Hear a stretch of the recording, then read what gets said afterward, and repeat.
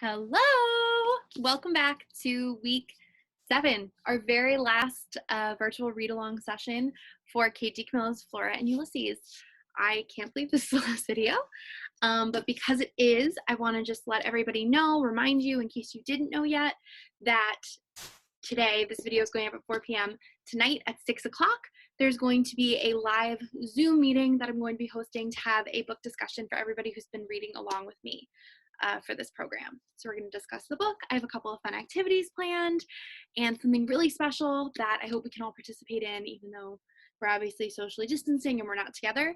Something that we can collaborate on to create to post on the Sayville Library social media pages so that everybody who wasn't participating can see how much fun we had while we read this book and then everything that we took away from it. So I'm really excited. We left off on something super exciting and crazy and a little bit scary last week. So quickly, I'm going to show you how to register for that Zoom program if you haven't already, and then we'll jump right into our reading. So I'm going to share my screen and we'll get started with that right away. Okay, so I'm starting on sayvillelibrary.org, our library homepage. I'm jumping on the left-hand side to library programs and events. And this will load and it shows me all the programs for the month of June, but specifically I'm looking at today, June 30th, 6 p.m. live Flora and Ulysses. So what you can do is there's a registration form down on the bottom. I'm going to need first name, last name of the attendees, a phone number that we can contact you with, and we're also going to need an email address because anybody participating in the Zoom is going to receive an email from me with the link to the Zoom meeting. So even though this isn't going live until 4 o'clock, I'll be checking right up until the program time to see if anybody else is registering, and I'll be sure to send you a Zoom link. So if you're watching this now and you haven't registered yet, go do that. I'll send you an email and we can talk about the book together. So that's how you register. Now I'm just going to go back to the library homepage and jump to the children's department, click on Tumblebooks, go to ebooks,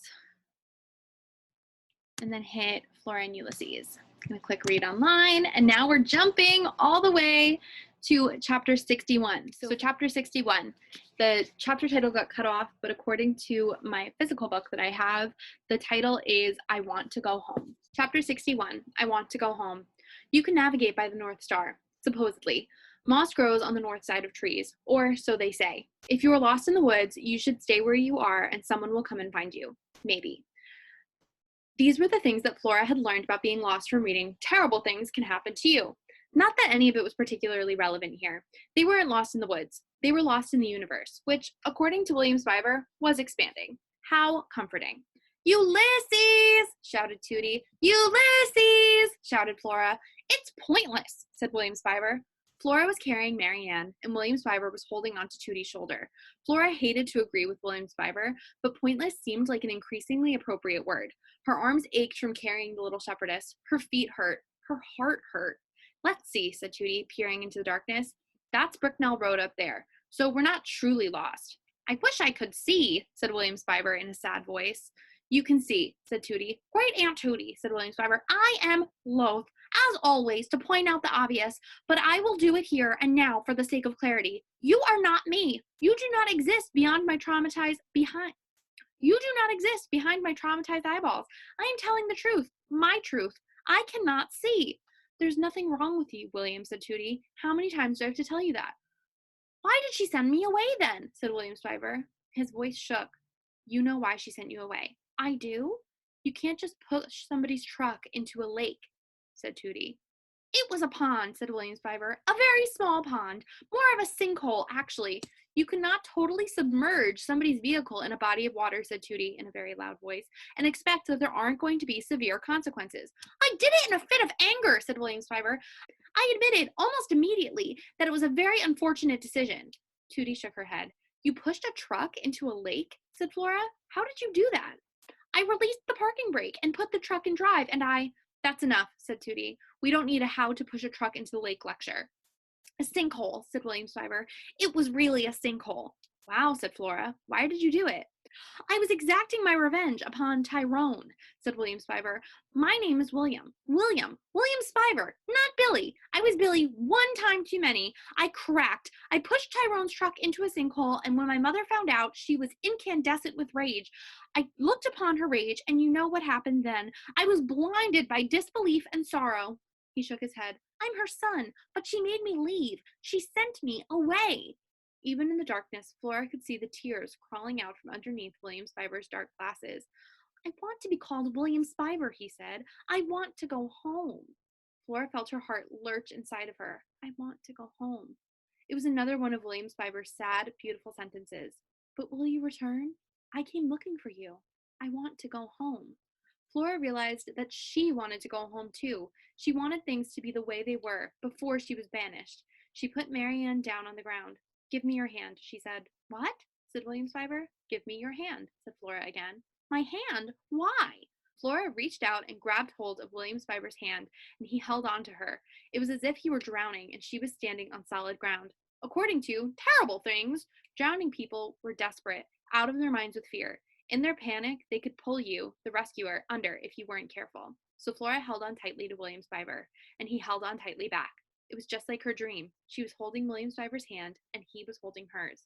Well, if you two are going to walk around holding hands, said Tootie, I suppose I'll have to be the one who carries this monstrosity of a lamp. She picked up Marianne. And then, above them, the stars were brilliant, shining brighter than Flora had ever seen them shine. I wish my father were here. I wish my father were here, said William Spiver. He wiped at the tears on his face with his free hand. An image of Flora's father, hands in his pockets, hat on his head, smiling and saying, Holy Bagumba! In the voice of Dolores, rose up in Flora's mind. Her father. She loved him. She wanted to see his face. I know where we should go, said Flora. Chapter 62, Atop a Giant Donut. The superhero flew over the sleeping world. The world was beautiful, and he was alive. Man, there sure are a lot of houses. They sure do look alike. Also, the superhero was lost. Flora? But is that Flora? It's definitely a giant donut. Here I am, sitting on top of the giant donut. I wish Flora were here with me. Flora?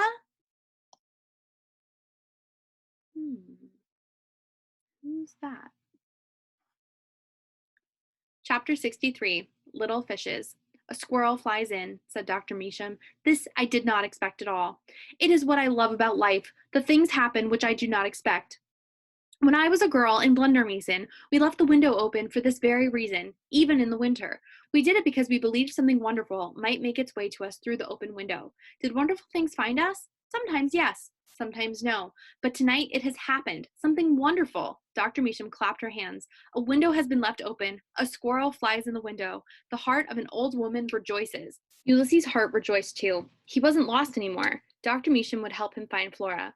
Also, Dr. Measham might make him a jelly sandwich. Imagine, said Dr. Measham, imagine if I had been sleeping, what I would have missed. But then, always and forever, I have been an insomniac. You know what this is, insomnia? Ulysses shook his head. It means I do not sleep. When I was a girl in Blundermeason, I did not sleep. Who knows why? It could be some existential terror related to the trolls, or it could be simply because I do not sleep. Sometimes there are no reasons. Often, most of the time, there are no reasons. The world cannot be explained. But I talk too much. I digress. I need to say to you, why are you here? And where is your Flora Belle? Ulysses looked at Dr. Measham. He made his eyes very big. If only there was some way to tell her everything that had happened. Flora's mother saying that life would be easier without her, the universe expanding, William Spiver's banishment, Flora's homesickness, the writing of his poem, the typing of the untrue words, the stone squirrel, the sack, the woods, the shovel. The squirrel was overwhelmed by everything there was to say and his inability to say it. He looked down at his front paws. He looked back up at Dr. Measham. Ah, she said, there is too much to say. You do not know where to begin. Ulysses nodded. Perhaps it would be good to begin with a little snack? Ulysses nodded again. When the other Dr. Measham was alive and I could not sleep, do you know what he would do for me? This man would put on his slippers and he would go out into the kitchen and he would fix me sardines on crackers. You know sardines? Ulysses shook his head. little fishes in a can. He would put these little fishes onto crackers for me, and then I would hear him coming back down the hallway, carrying the sardines and humming, returning to me.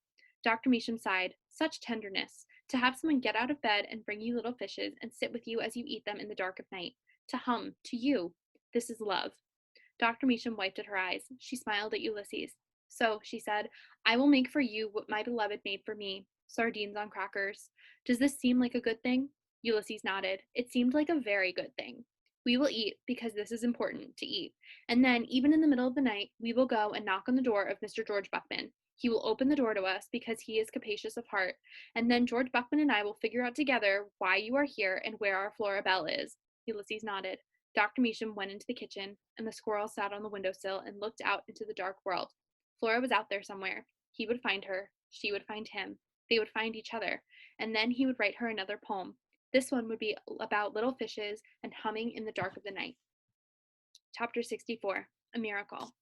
Flora was on the side of the highway. There were, she discovered, all kinds of ridiculous things strewn along the side of the road. Shoes, for one thing, and balled-up knee-high stockings, and polyester slacks, baby blue ones, with a permanent crease. Did people undress as they drove down the road? There were metal objects, hubcaps, a pair of rusty scissors, a spark plug, and there were truly inexplicable things. For instance, a plastic banana, glowing a bright and unreal yellow in the dark. That one was interesting. Flora bent down to examine it more closely. What are you doing? Asked William Spiver. He stopped too, because she was attached to him and he was attached to her, which is to say that William Spiver and Flora Belle Buckman were, unbelievably, still holding hands. I'm looking at a banana, said Flora. Tootie was marching ahead of them, holding the little shepherdess out in front of her and shouting Ulysses' name. William Spiver's hand was getting kind of sweaty, or maybe it was Flora's hand that was getting sweaty. It was hard to say. William Spiver was still crying, silently, and Ulysses was still missing, and here they were walking along a highway behind an unlit lamp, stopping occasionally to look at knee-high stockings and plastic bananas. It all must mean something. But what? Flora mentally flipped through every issue of The Illuminated Adventures of the Amazing Incandesto, and every issue of Terrible Things Can Happen to You, and The Criminal Element is Among Us, that she had ever read. She searched for some kind of advice, acknowledgement, the tiniest clue about what to do in this situation. She came up empty-handed. She was on her own. She laughed. What are you laughing about? Said William Spiver. Flora laughed louder. William Spiver laughed along with her. What's so funny back there? Said Tootie. Everything, said Flora. Whee, said Tootie. And then they were all laughing, except for Marianne, who couldn't laugh because she was inanimate. But even if she had been capable of laughing, she probably wouldn't have done it. She just wasn't that kind of lamp. They were all still laughing when the temporarily blind William Spiver stepped on the cord of the little shepherdess and tripped. And because he refused to let go of Flora's hand, or did she refuse to let go of his, Flora fell too. She landed on top of William Spiver. There was a crunch and then a tinkle. Oh no, said William Spiver. My glasses! They're broken! For heaven's sake, William, said Tootie, you don't even need those glasses. Flora was so close to William Spiver that she could feel his heart beating wildly somewhere inside of him. She thought, I sure have felt a lot of hearts recently. Wait a minute, said William Spiver. He held his head up. Everyone be quiet. Shh! What are those tiny pinpricks of light? Flora looked where William Spiver was looking. Those are stars, William Spiver. I can see the stars! I can see! Great Aunt Tootie! Flora Belle! I can see! It's a miracle, said Tootie. Or something, said Flora. And here's William Spiver dropping his glasses, and Flora looking like she's about to fall. Chapter 65, Open the Door. The hallway of the Blixen Arms emitted the same green, gloomy light, no matter the time of day or night. Watch out for the cat, said Flora. The infamous Mr. Claus, said William Spiver. He looked around. He was smiling. The cat was defeated by a superhero squirrel. I will certainly keep an eye out for him, and I hate to sound like a broken record, but may I say again what a delight it is to see? Talk about being born anew. Nothing will ever escape my notice. Goody, said Tootie. I'm not kidding, said Flora. Mr. Claus could be anywhere.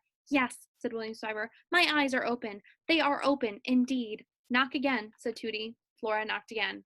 Where could her father be in the middle of the night? Had someone kidnapped him, too? Was it kidnapping if it was an adult? Or was that adult napping? George Buckman napping? And then she heard her father laugh. But the laugh wasn't coming from his apartment. It was coming from apartment 267. Dr. Measham, said Flora. Who? Said William Spiver. Dr. Measham, knock on that door. Quick, said Flora to William Spiver. She pointed, and William Spiver raised his hand to knock just as the door to Dr. Meacham's apartment swung wide. "Flora Belle," said Dr. Meacham. "My little flower, our beloved." She was smiling very big. Her teeth were glowing. Ulysses was sitting on her shoulder. Behind Ulysses and Dr. Meacham was Flora's father. He was wearing his pajamas. His hat was on his head. "George Buckman," said her father, slowly raising his hat to them all. "How do you do?" "Ulysses?" said Flora. She said his name like a question, but he answered her. He flew to her. His small, warm, hopeful body hit her with a thud that almost knocked her off her feet. She wrapped her arms, her hands, herself around him. "Ulysses," she said, "I love you." "So much happiness," said Dr. Meacham. "This is how it was when I was a girl in Blunder Meeson, like this. Always opening the door in the middle of the night and finding the face of someone you wanted to see. Well, not always. Sometimes it was the face of someone you did not want to see. But always, always in Blunder Meeson, you opened the door because you could not stop hoping that on the other side of it would be the face of someone you loved." Dr. Meacham looked at William Spiver and then at Tootie. She smiled. "And maybe, too, the face of someone you did not yet know but might come to love." "Tootie Tickum," said Tootie, "it's a pleasure to meet you, and this is my nephew William. I would shake your hand, but as you can see, I am in charge of this lamp." "Actually," said William Spiver, "I am her great-nephew, and my name is William Spiver, and I realize that it is early in our acquaintance for me to be revealing such astonishing and deeply personal information, but I must tell you that I was temporarily blind, and now I can see. Also, I feel compelled to say that your face is beautiful to me. In fact, every face is beautiful to me." He turned. "Your face, Flora Belle, is particularly beautiful. Even the sepulchral gloom of this hallway cannot dim your loveliness." "Sepulchral gloom?" said Flora. "That's because she is a flower," said Flora's father. "My lovely flower." Flora felt herself blushing. "It is a lovely face, the face of Flora Belle Buckman," said Dr. Meacham. "It is truly beautiful. But you have all stood long enough outside. You must come inside now. Come." And Flora and Ulysses are reunited.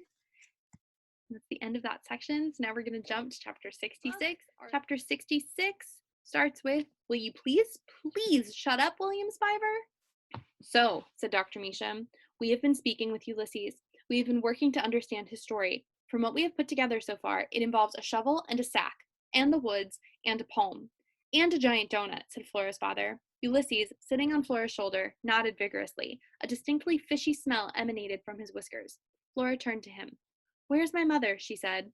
Ulysses shook his head. "Pop?" said Flora. "Where's Mom?" "I'm not certain," said her father. He adjusted his hat. He tried to put his hands in his pockets, and then he realized he was wearing pajamas and had no pockets. He laughed. "Holy bagoomba," he said softly. "We need a typewriter," said Flora. Ulysses nodded. "We need a typewriter so that we can get to the truth," said Flora. "The truth," said William Spiver, "is a slippery thing. I doubt that you will ever get to the truth. You may get to a version of the truth, but the truth, I doubt it very seriously. Will you please shut up, William Spiver?" said Flora. "Shh," said Dr. Meacham. Calm. You should maybe sit and eat a sardine." "I don't want a sardine," said Flora. "I want to know what happened. I want to know where my mother is." Just as she said these words, there was a bang, which was followed by a long, bone-chilling yowl, which was, in turn, followed by a very loud scream. "What was that?" said William Spiver. "That's Mr. Claus," said Flora. "He's attacking someone." There was another scream, and then came the words, "George! George!" "Uh-oh," said Flora's father. "It's Phyllis." "Mom," said Flora. Ulysses tensed. He dug his claws into Flora's shoulder. Flora looked at him. He nodded. And then Flora's father was running out the door, and Flora was behind him, and William Spiver was behind her, and another of her mother's screams echoed down the hallway. "George! George!" she shouted. "Please tell me that my baby is here." Flora turned and said to Tootie, "Bring the lamp! She's worried about Mary Ann." There was another scream. It was time, again, for the squirrel to vanquish a villain. It was time for Ulysses to rescue his arch nemesis. And there he goes, and Flora and William Spiver are watching. "I'm on it!" Tootie's gonna run with Mary Ann. "I'm bringing the lamp!" "George!" Oh, Mr. Claus does not look happy. "Who will prevail? Who will be vanquished? Please, George, tell me that Flora is here." So she's talking about Flora, not Mary Ann. "Me," thought Flora. "She's here," said Flora. Flora's mother started to cry. "Everyone needs to calm down," said Tootie. "I've got it." She waded into the fray and whacked Mr. Claus over the head with Mary Ann. The cat fell to the ground, and the little shepherdess, as if she were astonished by her own act of violence, crumbled. Her face, her beautiful, perfect pink face, broke. There was a tinkle and a crash as the pieces of Mary Ann's head hit the floor. Oops, said Tootie. I broke her. Uh-oh, said Flora. But her mother wasn't looking at the lamp and what was left of the lamp. She was looking at Flora. Flora, her mother said. Flora, I went home and you weren't there. I was terrified. Here she is, said William Spiver. He gave Flora a gentle shove toward her mother. Here I am, said Flora. Her mother stepped over the pieces of the broken little shepherdess. She took Flora in her arms. My baby, said her mother. Me? Said Flora. You, said her mother. Chapter 67, The Horsehair Sofa. Flora's mother was sitting on the horsehair sofa. Flora's father was sitting next to her. He was holding her hand, or she was holding his. In any case, her mother and her father were holding on to each other. Dr. Measham was putting alcohol on Flora's mother's bites and scratches. Ouch, ouch, ouch, said Flora's mother. Come, said Dr. Measham to Flora. She patted the horsehair sofa. Sit down, here, beside your mother. Flora sat down on the couch and immediately started to slide off it. Was there a trick to sitting on the horsehair sofa? Because she certainly hadn't mastered it. And then William Stiver sat down beside her so that she was wedged in between her mother and him. Flora stopped sliding. And I went up to your room, said Flora's mother. I went to the stairs to your room and you weren't there. I climbed the stairs to your room and you weren't there. I was out looking for Ulysses, said Flora. I thought you had kidnapped him. It's true, confessed her mother. I did. Ulysses, sitting on Flora's shoulder, nodded. His whiskers brushed her cheek. I wanted to make things right somehow. I wanted to make things normal, said Flora's mother. Normalcy is an illusion, of course, said William Spiver. There is no normal. Hush up, William, said Tootie. And when I returned and you weren't there, said Flora's mother, she started to cry again. I don't care about normal. I just wanted you back. I needed to find you. And here she is, Mrs. Buckman, said William Spiver in a very gentle voice. Here I am, thought Flora, and my mother loves me. Holy Bagoomba. And then she thought, oh no, I'm going to cry. And she did cry. Big, fat tears rolled down her face and landed on the horsehair sofa and trembled there for a second before they rolled off. You see, said Dr. Measham. She smiled at Flora. I told you, this is how it is with this sofa. Mrs. Buckman, said William Spiver, what is it that you are holding in your hand? What is that piece of paper? It's a poem, said Flora's mother, by Ulysses. It's for Flora. Look at this, said Tootie. They all turned and looked at Tootie. She was standing by the headless Mary Ann, who was plugged in and shining. It still works. Isn't that something? Oh, and that's what Mary Ann looks like now.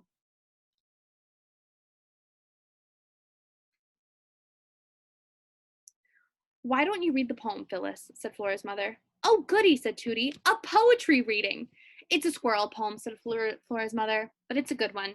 Ulysses puffed out his chest. Words for Flora, she said, her mother. It's a squirrel poem, said Flora's mother, but it's a good one. Ulysses puffed out his chest. Words for Flora, her mother said. That's the title. I like that title, said William Spiver. He took hold of Flora's hand. He squeezed it. Don't squeeze my hand, said Flora. But she held on tightly to William Spiver, and she listened as her mother read the poem that Ulysses had written. Chapter 68, The End, or something. This poem wasn't just the beginning, of course. There would be more. He needed to write about how they always answered the door in Blundermeason. He needed to write about the saving of Phyllis Buckman from Mr. Claus. He needed to write about Mary Ann's broken, still shining self, and little fishes. He needed to write a poem about little fishes. Also, he wanted to write about the things that hadn't happened yet. For instance, he wanted to write a poem where William Spiver's mother called and asked for him to come home, and a poem where the other Dr. Measham came and visited this Dr. Measham and sat beside her and hummed to her and watched her sleep. And maybe there would be a poem about a horsehair sofa, and one about a vacuum cleaner. He would write and write. He would make wonderful things happen. Some of it would be true. All of it would be true. Most of it would be true. Ulysses looked out the window and saw the sun glowing on the horizon. Soon it would be time to eat. A wonderful thought occurred to the squirrel. Maybe there would be donuts. Giant donuts for breakfast. Epilogue. Squirrel poetry. Words for Flora. Nothing would be easier without you, because you are everything. All of it. Sprinkles, quarks, giant donuts, eggs sunny side up. You are the ever-expanding universe to me. The end. And that's a wrap. We finished our book. I'm so excited. So Tune in tonight at 6 o'clock to our Zoom chat. If you haven't signed up yet, you can still do that at sayvillelibrary.org. It's right on our events calendar. You can just fill out the registration sheet. It's not too late to do it. And I'm so excited to discuss our book with you. Thank you so much for reading with me the past 7 weeks. It was so much fun. If you're reading anything else on Tumblebooks, let us know. I'm so excited to hear from you. Thank you.